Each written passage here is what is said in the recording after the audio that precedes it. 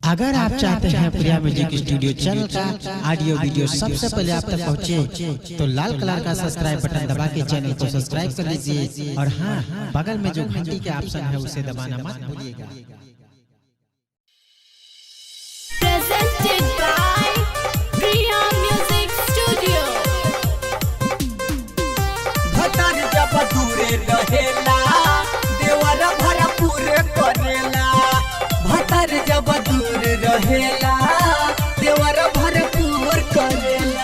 मिलल बपिया वाया नाड़ी हो चले ना ओकरा से गाड़ी हो गाड़ी हो मिलल बपिया वाया नाड़ी हो चले ना ओकरा से गाड़ी हो नहीं से जिया पे लौड़ेला। भतार जब दूरे रहेला देवर भरपूर करेला। भतार जब दूर रहेला देवर भरपूर करेला। आप सुन रहे हैं अखिलेश यादव और रिंकू को। भतार जब दूरे रहेला देवर भरपूर करेला। भतार जब दूर रहेला देवर भरपूर करेला। लाखों में एक सखी देवरा हमार रे भतरों से ज्यादा हमके कहा देला प्यार रे कहा देला प्यार रे।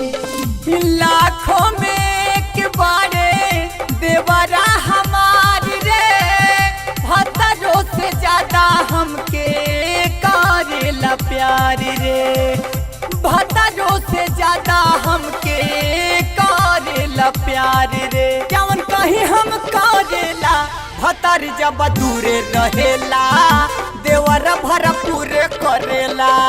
भतार जब दूरे रहेला देवर भरपूर करेला।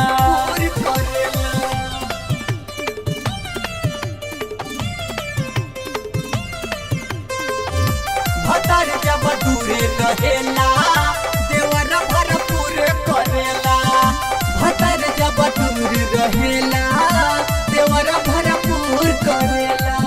कवनो बहाना काके निहरा बोलावेला अचके कमहर धाके कोहरा में उठावेला कोहरा में उठावेला।